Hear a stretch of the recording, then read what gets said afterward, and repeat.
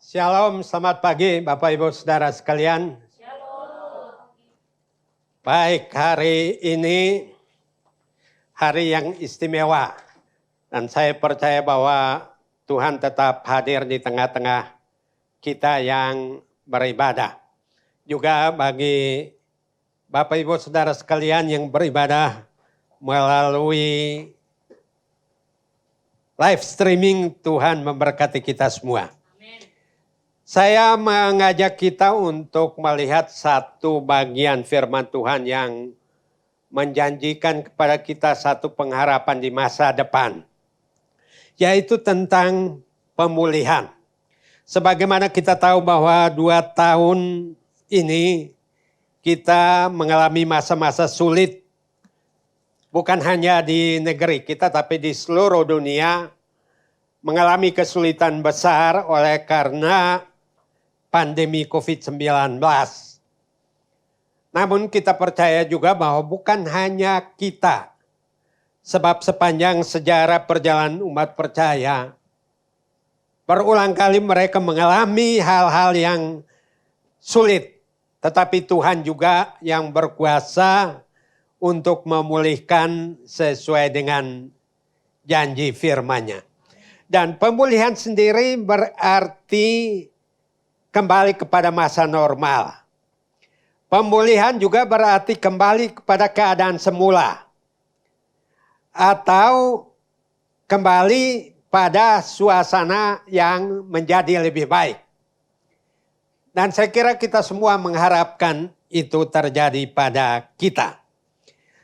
Nah, karena itu kita akan melihat bagian pertama firman Tuhan yang menjanjikan soal pemulihan dari Ulangan pasal 30 ayat 1 sampai ayat yang ketiga. Ulangan pasal 30 ayat 1 sampai 3.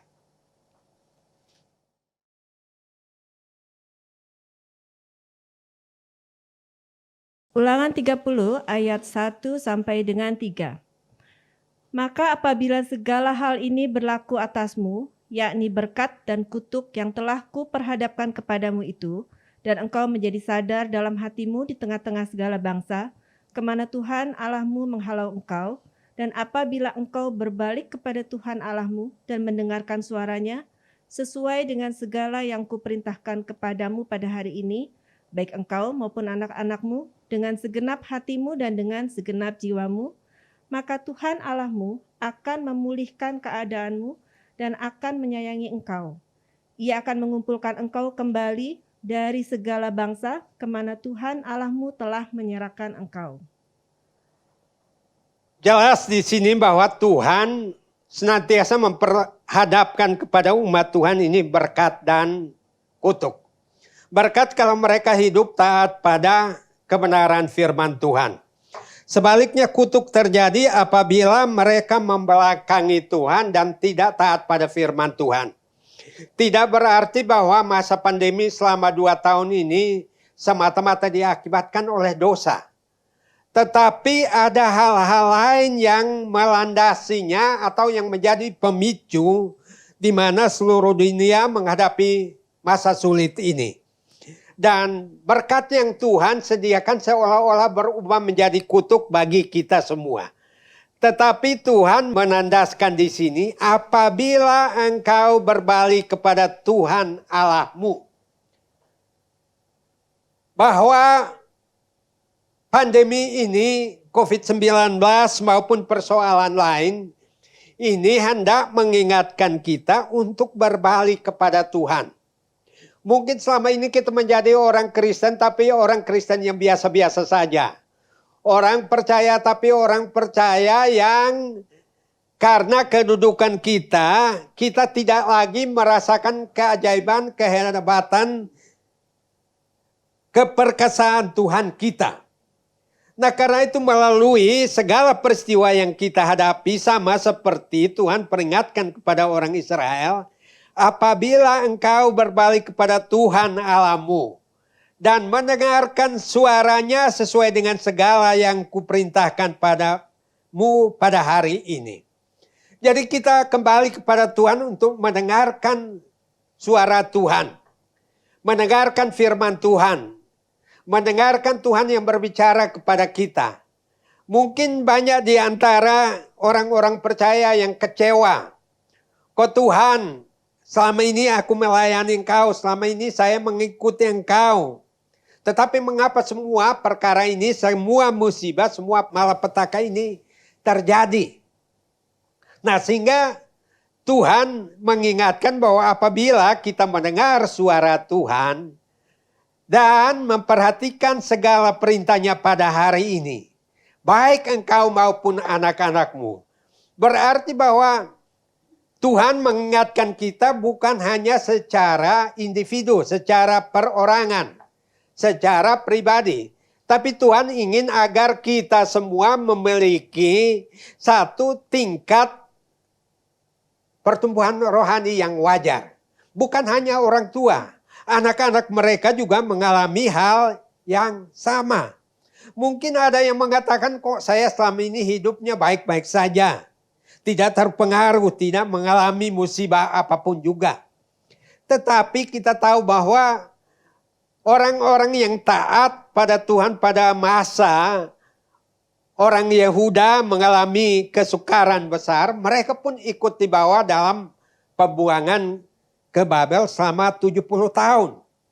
Oleh karena apa? Anak-anak mereka mungkin tidak seperti orang tua mereka yang taat pada firman Tuhan. Atau mereka yang mengklaim dirinya orang percaya, sekarang tidak lagi setia untuk mendengar suara Tuhan. Nah, sehingga apabila kita mendengar suara Tuhan, memperhatikan, mendekat pada Tuhan, nah Tuhan memberikan jaminan pada ayat yang ketiga. Maka Tuhan Allahmu akan memulihkan keadaanmu. Tuhan tidak ingin agar kita terus-menerus berada di dalam masa sukar. Tapi Tuhan ingin memulihkan keadaan kita dan menyayangimu. Nah, oleh karena Tuhan yang penuh dengan kasih karunia ini ingin supaya kita tidak berada di dalam masa sukar. Kita tidak berada di dalam hari-hari yang gelap. Kita tidak berada di dalam suatu suasana yang semata-mata tidak memberikan pengharapan apa-apa kepada kita. Tapi kuncinya tadi, berbalik kepada Tuhan dan mendengarkan suaranya. Jadi apa yang terjadi? Saya kira semua perkara yang terjadi dalam hidup kita ini untuk memurnikan kita. Nah, supaya kita menjadi orang percaya, bukan menjadi orang percaya yang sama dengan kebanyakan orang. Tapi kita memiliki keistimewaan oleh karena Tuhan menyayangi kita. Nah, karena Tuhan menyayangi kita, Dia ingin memulihkan keadaan kita. Apapun persoalan yang kita hadapi. Nah, sehingga Ia menjelaskan kembali di sini, maka Tuhan Allahmu akan memulihkan keadaanmu dan akan menyayangi engkau. Ia akan mengumpulkan engkau kembali dari segala bangsa kemana Tuhan Allahmu telah menyerahkan engkau. Padahal firman Tuhan ini disampaikan jauh sebelum bangsa Yehuda mengalami pembuangan. Kira-kira 800 tahunan lah. Firman Tuhan ini sudah diingatkan pada mereka. Artinya seandainya mereka mendengar suara Tuhan, seandainya mereka berbalik kepada Tuhan, tidak harus mereka mengalami masa-masa sulit di dalam kehidupannya. Jadi kesetiaan kehidupan kita sebagai orang Kristen terbukti pada masa-masa sulit. Apakah orang semakin mengikut Tuhan atau mundur dari Tuhan?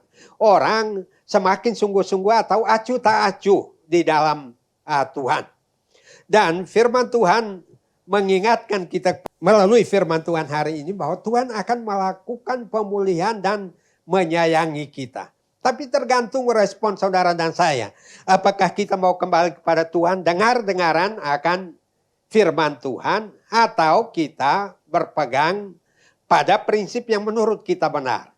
Nah, karena itu ketika bangsa Israel, khususnya kerajaan Yehuda, mengalami pemulihan setelah mereka dikembalikan ke tanah leluhur mereka, Lalu mereka menyampaikan permohonan agar Tuhan memulihkan mereka. Mari kita lihat Mazmur 126.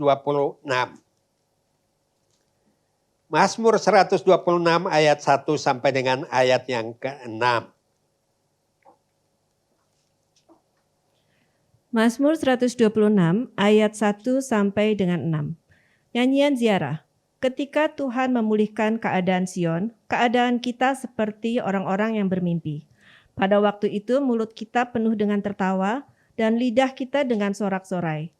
Pada waktu itu berkatalah orang di antara bangsa-bangsa, Tuhan telah melakukan perkara besar kepada orang-orang ini. Tuhan telah melakukan perkara besar kepada kita, maka kita bersukacita. Pulihkanlah keadaan kami ya Tuhan, seperti memulihkan batang air kering di tanah Negeb. Orang-orang yang menabur dengan mencucurkan air mata akan menuai dengan bersorak-sorai. Orang yang berjalan maju dengan menangis sambil menabur benih, pasti pulang dengan sorak-sorai sambil membawa berkas-berkasnya. Mazmur ini termasuk di dalam kelompok Mazmur Ziarah. Kalau saudara baca pasal 107 sampai 150 itu Mazmur jilid 5. Semuanya menunjukkan puji-pujian kepada Tuhan ketika orang berziarah kepada Bait Allah di Yerusalem. Dan juga diakhiri dengan Mazmur-Mazmur Daud yang begitu indah yang disampaikan di sini. Jadi pemulihan ini adalah inisiatif Tuhan. Ayat 1 kita perhatikan. Ketika Tuhan memulihkan keadaan Sion. Nah karena orang Israel ditawan ke Babel 70 tahun itu Yerusalem pora-poranda. Temboknya itu runtuh di mana-mana. Bait Allah sudah dibakar, gerbang-gerbangnya, bahkan seluruh bangunan yang dijadikan sebagai kebanggaan historis dan kebanggaan spiritualitas orang Israel seolah-olah lenyap.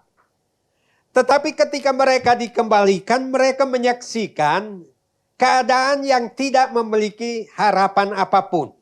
Nah coba saudara, Tuhan bilang dia akan memulihkan keadaan kita, tapi kembalikan kita kepada satu wilayah, suatu zona di mana di sana sunyi senyap, lalu di mana-mana ada runtuhan, lalu tidak ada lagi yang bisa kita megahkan, kita bisa bayangkan apa yang terjadi. Tapi mereka memuji Tuhan ketika berziarah melihat keadaan yang tidak menguntungkan ini. Ketika Tuhan memulihkan keadaan Sion, keadaan kita seperti orang-orang bermimpi. Kalau Tuhan yang memulihkan keadaan saudara dan saya, seperti mimpi kita kaget, kok bisa terjadi perubahan. Terjadi hal-hal yang luar biasa yang tidak pernah kita bayangkan sekalipun. Sehingga orang-orang ini memuji Tuhan. Bahwa keadaan kita seperti orang-orang bermimpi. Gak pernah terpikirkan bahwa suatu saat akan bisa mengatasi masalah kita, menghadapi persoalan kita, hati kita yang hancur bisa berubah menjadi sukacita, gak kebayang. Nah tapi kalau Tuhan yang memulihkan berarti bahwa Tuhan bukan hanya mengembalikan kepada suasana normal. Tetapi Tuhan juga memperbaiki hati kita yang apa? Yang hancur lebur. Ya saudara kalau bangunan seperti tembok-tembok Yerusalem yang hancur itu kemudian Tuhan mengutus Nehemia ke sana membangun itu lalu menjadi baik kembali. Tapi bagaimana dengan hati yang hancur? Bagaimana rasa kehilangan? Bagaimana rasa kegagalan? Bagaimana kesedihan saudara dan saya? Tetapi jika Tuhan yang memulihkan keadaan kita, maka keadaan kita seperti orang-orang yang bermimpi. Tidak pernah menduga, tidak pernah membayangkan itu. Tuhan justru ciptakan itu bagi kita. Karena apa? Kalau Tuhan mengubah, memulihkan keadaan kita, harusnya terjadi pada kita. Dikatakan pada waktu itu mulut kita penuh dengan tertawa. Saudara, kalau Tuhan memulihkan keadaan kita penuh dengan sukacita. Penuh dengan sukacita. Saudara, tertawa itu bukan sekedar dibuat-buat. Bukan sekadar saudara menunjukkan pada orang lain bahwa saudara tidak punya masalah. Tetapi mulut kita penuh dengan tertawa dan lidah kita penuh dengan sorak-sorai. Dan pada waktu itu berkatalah orang di antara bangsa-bangsa, Tuhan telah melakukan perkara besar kepada orang-orang ini. Dan Tuhan itu adalah Tuhan yang bertindak untuk memulihkan saudara. Jadi kalau Tuhan yang memulihkan kita, ya keadaan kita akan seperti ini. Penuh dengan sorak-sorai, bukan penuh dengan keluh kesah. Penuh dengan ucapan syukur, penuh dengan puji-pujian kepada Tuhan. Sehingga orang lain pun ikut mengaminkan apa yang Tuhan lakukan bagi kita. Nah makanya kalau saudara, kita berada dalam masa sukar terus, belum tentu orang akan kagum dengan Tuhan Yesus Kristus yang luar biasa itu. Karena orang akan mengatakan kok mereka katanya percaya pada Tuhan kok nggak beda dengan kita. Ya, ada masalah mewek, nangis juga. Ada persoalan, berkeluh kesah juga. Nah tetapi pemulihan yang terjadi harusnya seperti ayat yang kedua. Sayang sekali kalau ada orang Kristen yang betah di dalam penderitaan. Dan ini satu pandangan yang fatalistik, fatal ya. Mengaminkan keadaan yang penuh sukar. Tidak mengharapkan bahwa Tuhan akan mengubah keadaan. Jadi ketika orang berharap akan perubahan, keajaiban, hal-hal besar yang Tuhan lakukan, lalu orang klaim, wah itu mah teologinya teologi kemakmuran dan sebagainya. Saudara percaya pada firman Tuhan. Lalu keadaan kita, keadaan ekonomi kita, rumah tangga kita, usaha kita, pekerjaan kita yang porak-poranda. Ketika kita mendengar suara Tuhan, nah ini kita juga akan melakukan apa yang disampaikan dalam ayat yang keempat. Pulihkanlah keadaan kami ya Tuhan. Saudara mungkin tidak tahu bahwa sebagai orang yang melayani Tuhan juga menghadapi masa-masa di mana lembah kekelaman ada di depan kita. Dan masa pandemi ini kan tidak hanya milih-milih orang. Orang kaya, orang miskin, orang yang mapan maupun yang masih belum mapan semua mengalami hal yang sama. Ada orang yang terkejut, ada orang yang tidak siap mengalami itu. Lalu akhirnya kecewa dengan Tuhan dan tidak mau berserah pada Tuhan, meminta Tuhan agar Tuhan memulihkan keadaannya. Nah itu sebabnya orang-orang Yehuda yang pulang, yang Yerusalem ini tinggal puing-puing bait Allah yang sudah tidak berbentuk lagi seperti pada zaman Salomo dan sebagainya. Hati mereka hancur. Tetapi mereka berdoa kepada Tuhan, pulihkanlah keadaan kami. Ketika pandemi baru berlangsung 1 tahun sekian, kami juga menghadapi masa-masa sulit. Kami juga mengalami yang namanya penyesuaian-penyesuaian. Atau orang bilang rasionalisasi.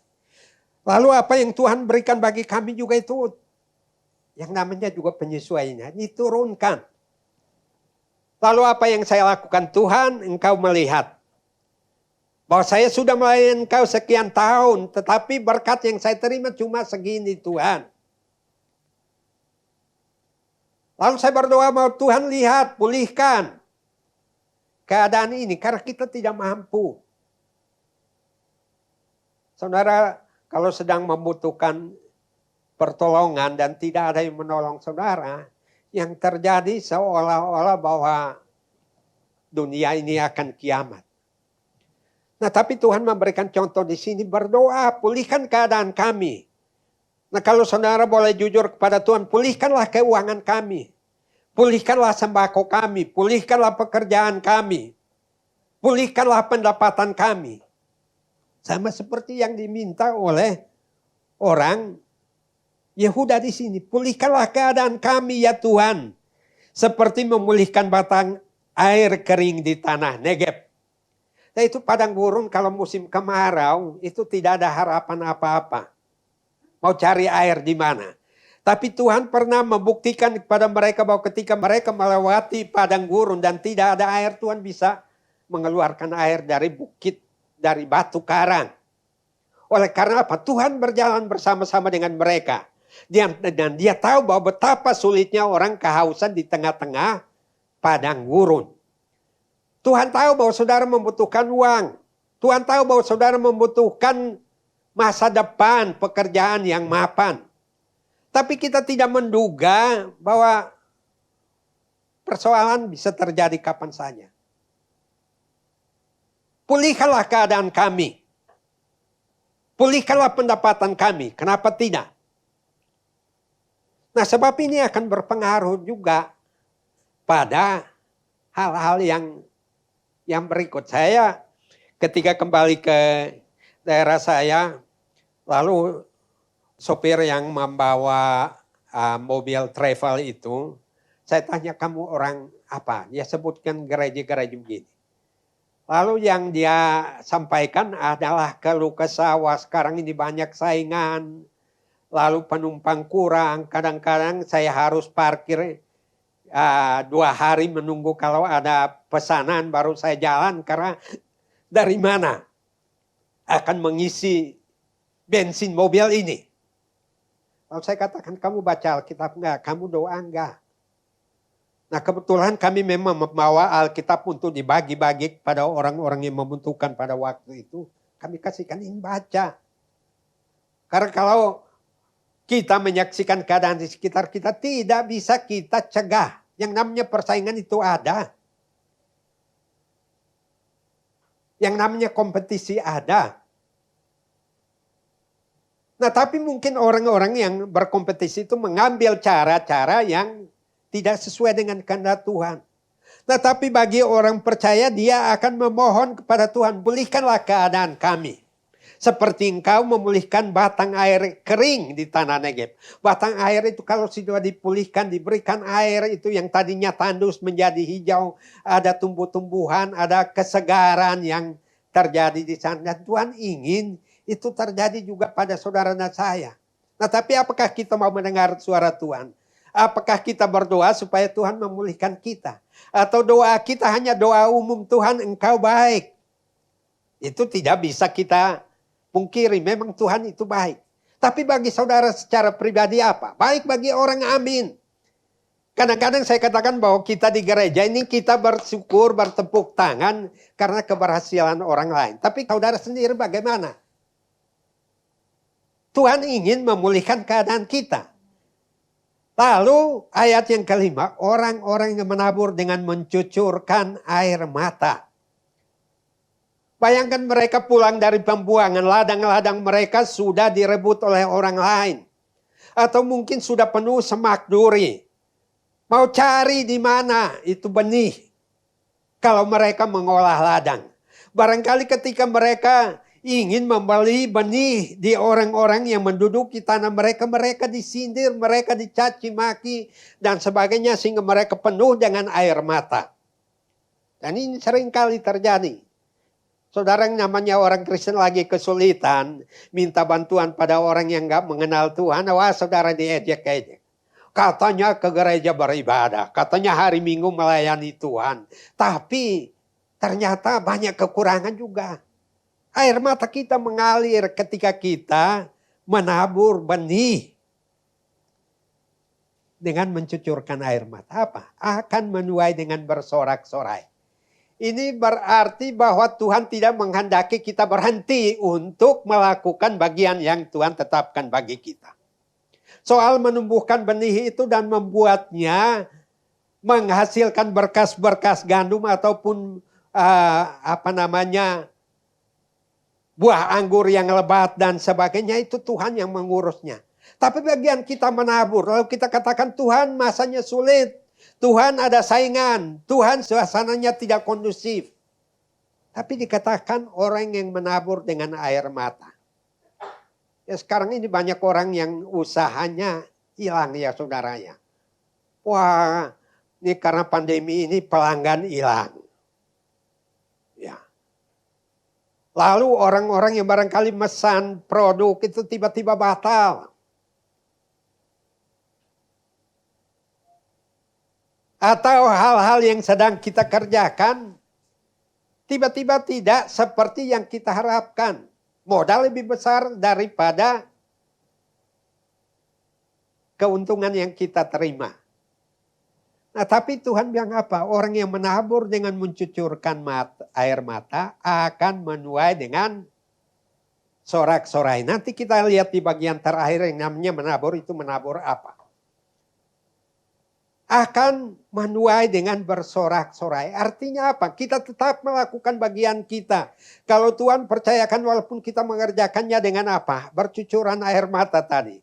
Wah, saya katakan tahun 2020 itu penyesuaian. Saya lihat, wah ini tidak ada setengahnya daripada apa yang Tuhan berikan bagi kami. Tapi saya katakan pada istri saya bahwa Tuhan yang mengetahui segalanya, saya berdoa, saya sebutkan jumlahnya. Tuhan, sudah saya melayani Engkau sekian tahun ini, jumlah yang saya terima. Mencucurkan air mata, hati hancur, dan sebagainya. Nah belum Bapak Ibu yang berkeluarga harus menanggung anak-anak, coba di keluarga-keluarga yang anaknya datang, Pak lapar, Bu lapar, sementara Bapak Ibu tidak punya uang. Tidak punya makanan, tidak punya beras, tidak punya minyak, apa yang terjadi? Apakah anaknya kita marahin? Karena itu kebutuhan dia. Tapi yang harus kita lakukan, kita berseru kepada Tuhan, pulihkan keadaan kami Tuhan. Tuhan bilang menabur. Menabur apa? Dalam doa kita.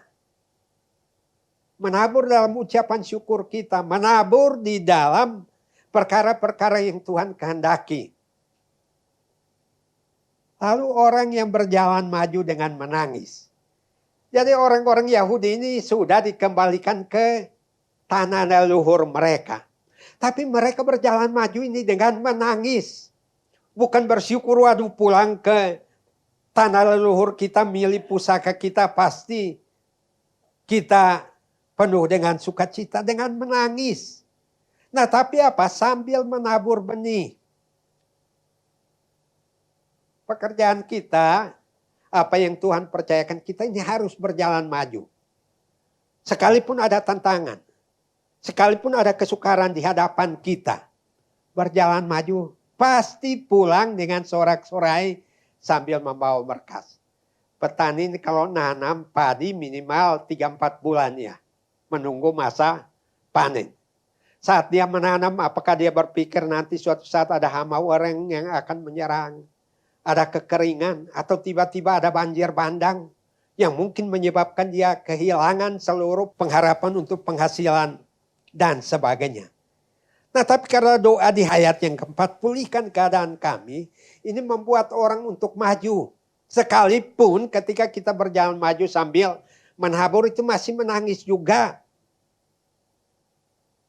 Nah tapi Tuhan memulihkan kita, ayat yang kedua tadi, seperti orang bermimpi. Nggak kebayang bahwa itu akan terjadi. Tapi Tuhan bilang maju. Lalu kita mulai ragu-ragu, banyak orang yang mengatakan ngapain lagi usaha. Kalau usaha juga pasti bangkrut. Kerja ini itu juga pasti sulit. Nah mau maju atau mundur? Firman Tuhan mengatakan di sini harus maju. Ya berjalan maju sambil menabur. Nah yang kita taburkan apa? Mari kita lihat 2 Korintus pasal yang ke-9.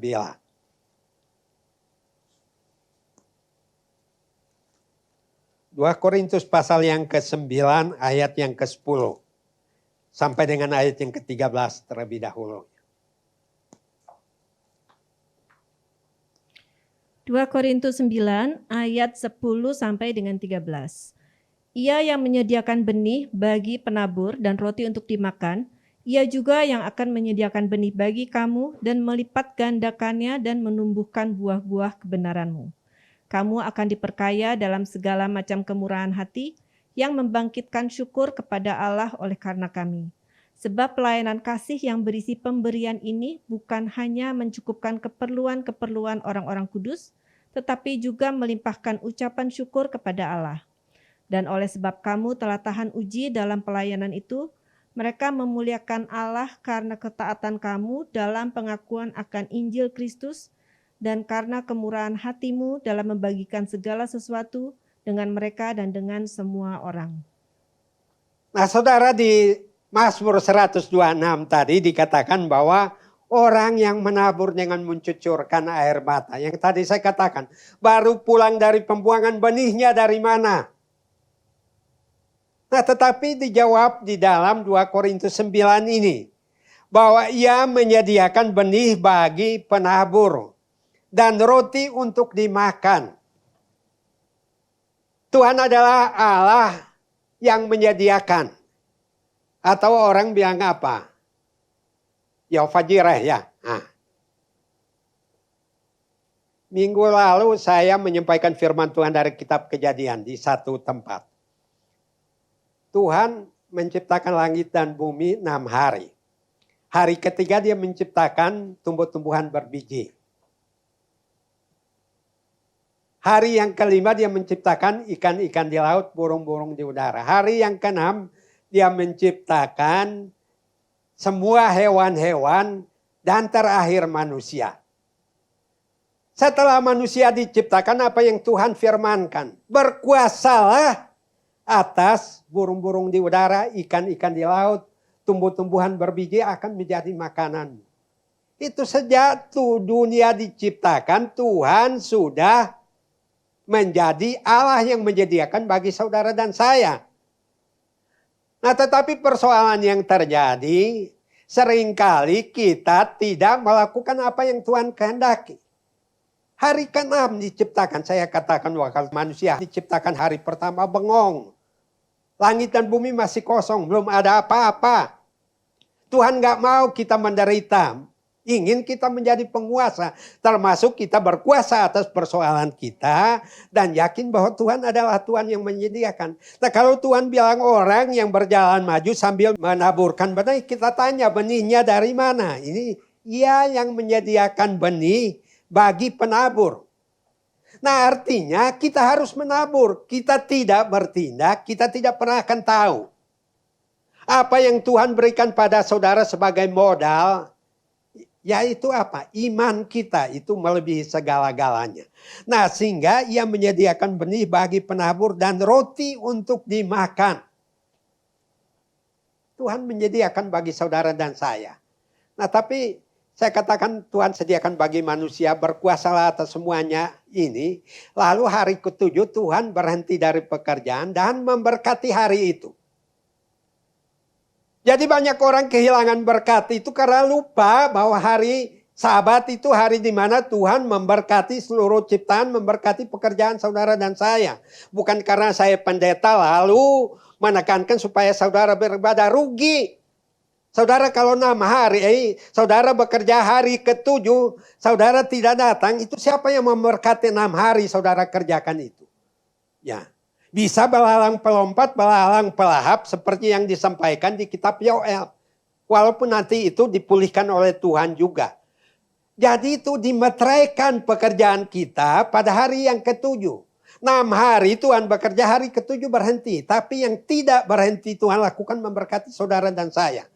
Nah, sebab itu sejak masa muda saya sampai hari ini, yang namanya ibadah kalau tidak sakit saya tidak pernah bolos. Dan sampai sekarang puji Tuhan saya belum pernah dirawat di rumah sakit. Dan harapkan sisanya juga tidak demikian. Nah, karena apa? Tuhan memberkati kita, tetapi saudara, ya saya kira kalau Tuhan mau memberkati kita begitu datang, saudara yang mau diberkati nggak ada. Berkatnya dialihkan kepada orang lain yang ada. Makanya itu berkat imamat di bilangan juga apa? Tuhan memberkati engkau dan melindungi engkau. Berarti 6 hari ke depan. Usahamu diberkati, dilindungi oleh Tuhan. Tapi kalau kita tidak datang, sia-sialah orang yang membangunnya. Jadi Tuhan itu baik banget. Dan itu belum berhenti, Tuhan memberkati dan menyediakan bagi kita. Nuh masuk ke dalam bahtera, itu dibawa semua. Itu ternak-ternak. Nah, ikan-ikan di laut nggak dibawa karena kan lagi air bah dia bisa berenang di dalamnya. Tapi benih, tumbuh-tumbuhan segala macam dibawa. Nah, lalu tumbuh-tumbuhan yang lain apa? Digenangi air bah, tapi kemudian muncul puncuknya katanya. Jadi Tuhan adalah Allah yang menyediakan benih bagi penabur. Saudara mau menabur atau enggak? Kalau Tuhan sudah menyediakan, dikatakan ia juga akan menyediakan benih bagi kamu dan melipat gandakannya. Bagi orang percaya bukan modal aja. Kadang-kadang orang bilang modal juga habis. Nah saudara berdoa nggak mau dilipat gandakan oleh Tuhan. Sekadar menabur lalu tidak dilipat gandakan. Saudara mau bagaimana kehidupan kita. Jadi kita berdoa orang yang menabur dengan air mata. Yang berjalan maju dengan mencucurkan air mata. Ini dia tidak jalan sendirian. Tapi dia jalan bersama Tuhan. Nah tapi kita sering karena terlalu rohani. Kita malu-malu. Kenapa tidak berdoa Tuhan lipat gandakan ini usaha pekerjaan saya ini. Ya. Supaya saya bukan orang yang pas-pasan. Sebab kalau kita orang yang pas-pasan ayat 13 nggak akan kita bisa lakukan. Tapi Tuhan ingin apa? Melipat gandakannya. Dikatakan di sini. Dan menumbuhkan apa? Buah-buah kebenaran. Jangan saudara bilang masa susah akhirnya menghalalkan segala cara. Wah. Ada orang yang kirim WA, katanya anak di Amerika yang mencuri roti di toko, kemudian dibawa ke pengadilan. Lalu pengadilan memutuskan bahwa anak ini mencuri roti pasti ada yang salah. Lalu hakim memerintahkan semua supaya memberikan masing-masing denda karena membiarkan anak ini mencuri.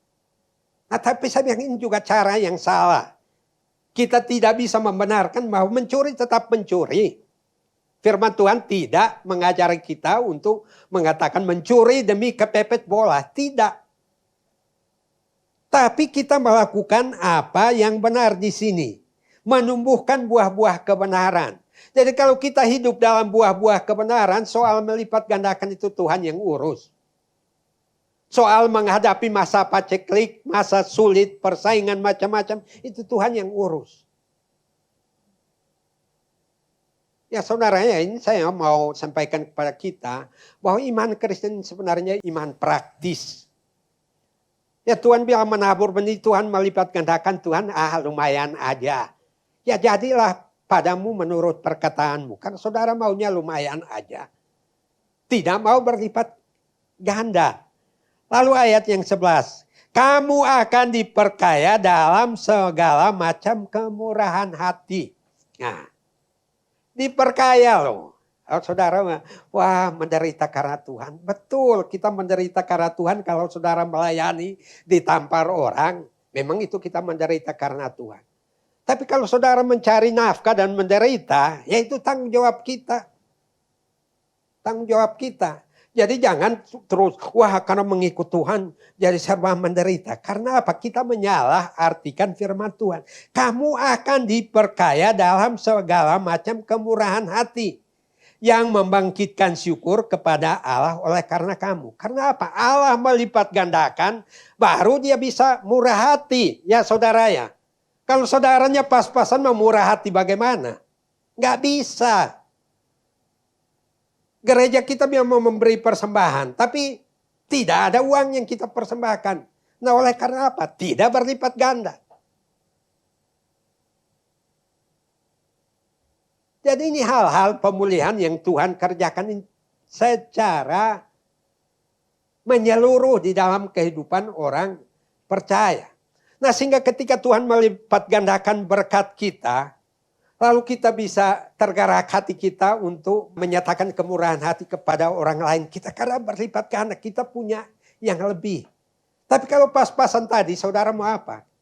Nah kita paling turut berduka cita dengan orang yang susah. Begitu ya kan, kita turut berduka cita. Karunyanya, udah itu aja.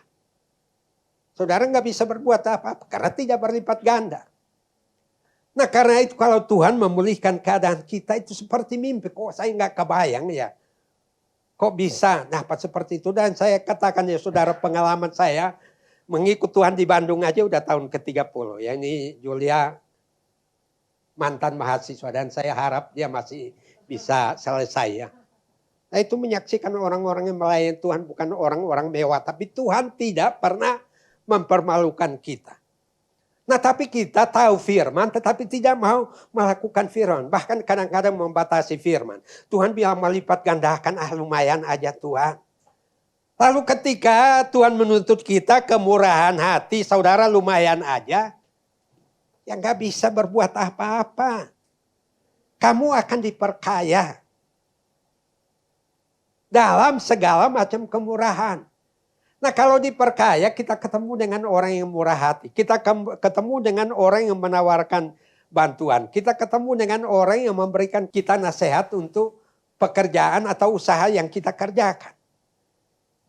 Jadi banyak sekali hal yang Tuhan buat. Dan sejauh saya mengikut Tuhan kadang-kadang kepada anak-anak itu maksud saya mahasiswa itu, saya panas-panasin mereka. Ikut Tuhan itu indah. Lalu indahnya bagaimana? Ya kamu kalau berpegang pada firman Tuhan, kita bisa klaim janji Tuhan, lalu berjalan dalam firman Tuhan. Makanya tadi dibilang berjalan sambil menabur benih, ada air mata. Nah tapi urusan menumbuhkannya ini Tuhan yang menumbuhkan apa yang saudara taburkan tadi. Sebab pelayanan kasih yang berisi pemberian bukan hanya mencukupkan keperluan orang-orang kudus, tapi juga melimpahkan ucapan syukur kepada Allah. Nah makanya kalau kita lihat orang Israel itu ada buah bungaran, ada persembahan hulu hasil, persembahan persepuluhan, persembahan syukur pada hari Pentakosta, pada hari raya 7 minggu. Dari mana mereka melakukan ini kalau mereka tidak diberkati Tuhan? Tapi ketika mereka melakukan ini, Tuhan melipat gandakannya, membuat mereka menjadi orang-orang yang diperkaya. Diperkaya. Dan mereka di pembuangan itu juga bukan pulang dengan tangan kosong tadi ya. Itu Raja Kores memerintahkan keluarkan uang dari perbendaharaan negara. Biayain orang-orang ini untuk perjalanan pulang mereka ke negeri asal mereka. Padahal ini orang asing yang tidak mengenal Tuhan. Nah tetapi doa mereka Tuhan dengar. Pulihkanlah keadaan kami Tuhan. Nah saya tidak tahu apa yang saudara dan saya doakan selama ini. Apakah kita berdoa hanya untuk virus ini berakhir? Iya, itu betul. Tapi kalau virus ini berakhir dan kita kehilangan segala-galanya juga, ya kita nggak akan bisa bersyukur pada Tuhan. Virus berlalu saudara bangkrut ya. Gak bisa juga membagi-bagikan seperti yang dikatakan firman Tuhan di sini ya. Atau ayat yang ke-13, dan oleh sebab kamu telah tahan uji dalam pelayanan itu, mereka memuliakan Allah karena kenyataan kamu dalam pengakuan akan Injil Kristus. Tuhan adalah gembalaku. Takkan kekurangan aku. Itu pernyataan Raja Daud. Bahwa Allah yang mencukupkan. Tapi Daud tahan uji. Menghadapi Goliat dia berani maju. Menghadapi musuh-musuh orang Filistin yang tiap tahun maju berperang. Dia tidak pernah mundur. Nah tapi pernyataannya dalam ayat yang kenapa apa? Kalau kita hubungkan ayat 1 dengan 6, Mazmur 23. Tuhan adalah gembalaku, takkan kekurangan aku. Tapi ayat 6. Aku akan diam di rumah Tuhan dan menyaksikan kemurahan Tuhan seumur hidupku. Nah banyak orang yang sudah diberkati Tuhan lupa jalan ke gereja. Lupa pelayanan. Ya. Orang kalau melayani Tuhan, Tuhan bertanggung jawab untuk kehidupan kita. Ya. Kepada adik-adik pemusik saya beritahu bahwa saya pertama kali diberi honor itu di LP Sukamiskin. 5.000 perak. Iringin orang pelayan di sana main gitar. Saya tidak pasang tarif kalau saya pelayanan harus sekian. Karena manusia terbatas. Tapi kalau kita melayani Tuhan diperkaya. Bukan saudara dibuat bangkrut. Banyak orang wah takut ini kalau nanti ikut Tuhan sungguh-sungguh nanti langganan pada kabur. Lalu mitra-mitra kerja dan sebagainya itu pikiran duniawi. Nah makanya kita berjalan maju ya misalnya barangkali kenapa enggak doa Tuhan kirim itu pasien banyak-banyak. Kenapa tidak? Karena Tuhan bilang apa? Dia akan melipat gandakannya. Mula-mula 1 orang, Tuhan kirim 2 orang, Tuhan kirim 10 orang. Kenapa beriman hanya 1 orang yang setia karena giginya rusak semua? Ya kan enggak begitu. Nah, supaya kita bisa menyatakan kemurahan. Dan ini rahasia kita hidup dalam iman. Kemurahan Tuhan, anugerah Tuhan yang tidak terbatas. Keselamatan aja dia berikan bagi kita, apalagi hidup di dunia ini dengan segala macam persoalan kita. Tapi itu orang Israel, ya penyakitnya kambuhan. Begitu diberkati oleh Tuhan, lupa firman Tuhan, lupa hadirat Tuhan. Lalu datanglah musibah, datanglah kutuk, nangis-nangis di hadapan Tuhan. Tuhan bilang, oke, aku pulihkan keadaanmu. Kenapa? Karena engkau umat pilihan. Karena engkau berharga di mata Tuhan. Karena saudara dan saya ini orang-orang penting di hadapan Tuhan. Dan Tuhan tidak ingin kita mempermalukan namanya. Justru melalui kehidupan kita, ini Tuhan kepengen apa? Namanya dipermuliakan. Karena ketaatan kamu dalam pengakuan akan Injil Kristus. Kita taat nggak? Pernah membuktikan firman Tuhan ini nggak? Oh, saya bilang saya ke Israel aja di tengah danau Galilea, orang kasih duit loh. Di tengah danau lagi berlayar. Lagi berlayar. Karena kalau kita mengikut Tuhan itu, Tuhan tidak mematok hanya sekian kapling kita. Dunia ini milik Tuhan. Kemana saja kita dilimpahi oleh Injil Kristus. Tapi terhadap Injil saja kita ragu-ragu. Bagaimana kita akan menerima berkat yang Tuhan berikan? Ya kita menjadi orang Kristen ini iman kita harus militan. Bukan asal sekedar menjadi orang Kristen aja. Kalau kita nggak mengalami kehebatan, keluar biasaan Tuhan, kita lama-lama kita anggap biasa-biasa aja udah. Nah kalau kita menyanyi Allahku dahsyat, dahsyat, dahsyat bagi orang lain, kita nggak mengalami. Saudara mau bangga apa? Nah, karena itu firman Tuhan ini mengingatkan kita, benih Tuhan sediakan. Tapi waktu kita menabur itu menabur dengan air mata, pasti banyak kalah. Ya saya katakan ini pemulihan, ada orang yang mulai usaha baru ini. Ya itu langganan udah pada beralih. Ini mau mulai dengan apa? Ya mulai dengan doa. Injil Kristus. Engkau yang menyediakan benih, engkau yang menumbuhkan. Sekarang Tuhan aku memulai usaha baru. Saya tidak tahu nanti tumbuhnya seperti apa. Tapi firman-Mu ya dan amin. Jalani. Lalu dalam membagikan segala sesuatu dengan mereka dan dengan semua orang. Nah ini nggak biasa. Kadang-kadang orang Kristen kok masa sulit masih bisa memberi. Paling tidak kita memberikan senyum ya.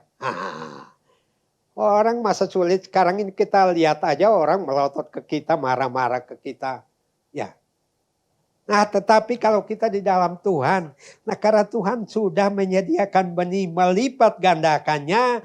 Banyak buah-buah kebenaran di dalamnya. Akhirnya kita menjalani kehidupan ini juga kewajiban kita kepada Tuhan itu bukan pajak. Ya saya mau ingatkan saudaranya. Kadang-kadang orang berpikir memberikan persepuluhan persembahan ke gereja dipajakin oleh gereja, rugi saudara ya. Kalau kita punya pemikiran seperti itu. Nah sehingga apa yang terjadi? Yang tadi saya katakan ada penyesuaian, ada rasionalisasi. Saya katakan bahwa persepuluhan saya jumlahnya tidak akan saya kurangi. Walaupun kenyataan penghasilan kurang. Harus disesuaikan. Nah tapi Tuhan yang menyediakan, kenapa saya harus kurangi yang bagian Tuhan berikan. Nah karena Tuhan berjanji saya akan diperkaya kok dalam segala hikmat. Tapi kalau kita miskin hikmat dari Tuhan, kita hitungan-hitungannya serba ekonomi. Hitungan-hitungannya serba duit. Hitung-hitungannya untung rugi. Keadaan kita seperti mimpi kok kalau Tuhan memulihkan keadaan kita. Enggak kebayang melampaui segala perkara untuk kita lakukan. Ya seringkali kalau berbicara soal firman Tuhan ini saya semangat ya saudara. Supaya kita diberkati. Jangan terus kita aminkan jadi orang Kristen menderita. Kata siapa? Itu iman yang keliru. Yang saya katakan kalau kita menderita karena kita dicaci maki. Waktu kita melayani Tuhan itu apa-apa. Tapi hak kita. Orang diberkati aja masih disirikin orang kok. Ya saudara ya diberkati saja masih disirikin, apalagi kita miskin. Makanya Alkitab bilang jangan berikan aku kemiskinan. Supaya jangan orang mencemooh Tuhan karena kita miskin.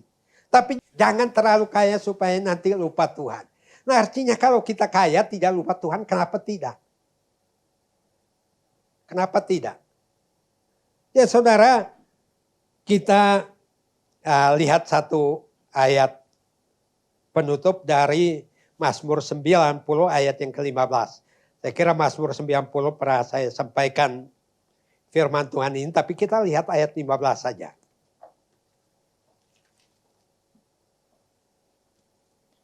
Mazmur 90 ayat 15.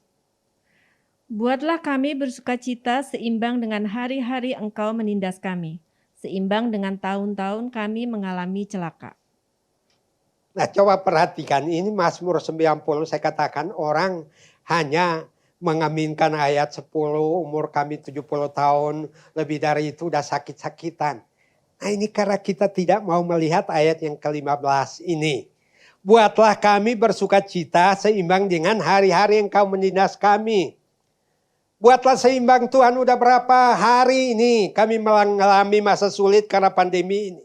Buatlah seimbang, gantiin hari-hari yang sudah berlalu dengan masa penindasan, masa kesukaran ini.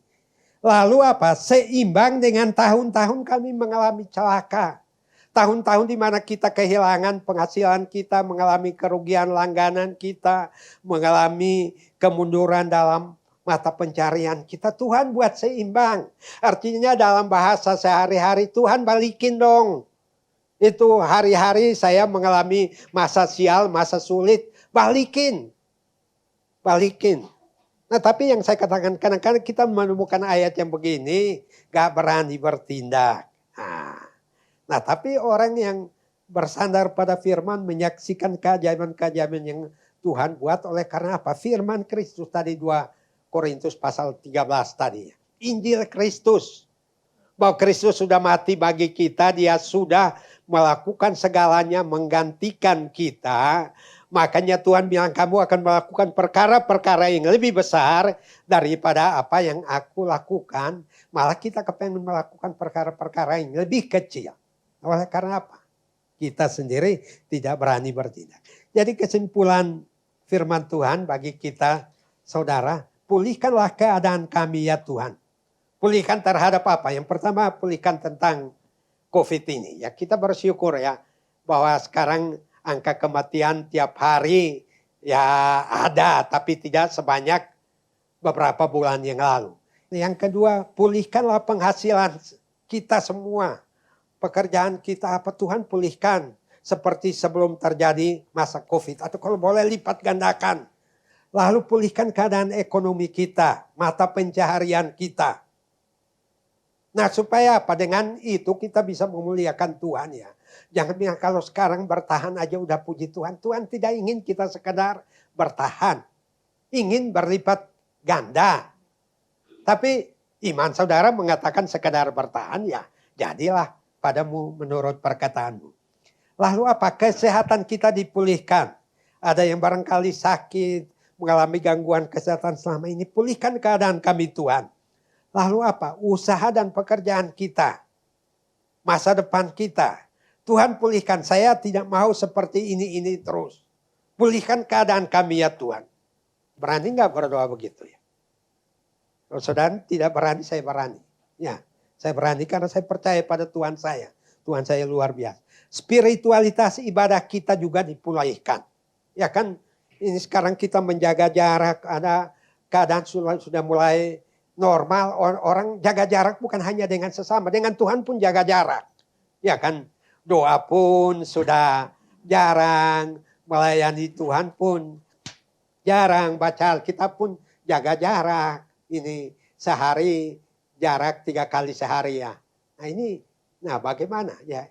Jadi saudara sekali lagi kita kembali kepada Mazmur 126 ayat 4 bukanti sebagai ayat terakhir kita dan aminkan itu. Mazmur 126 ayat 4.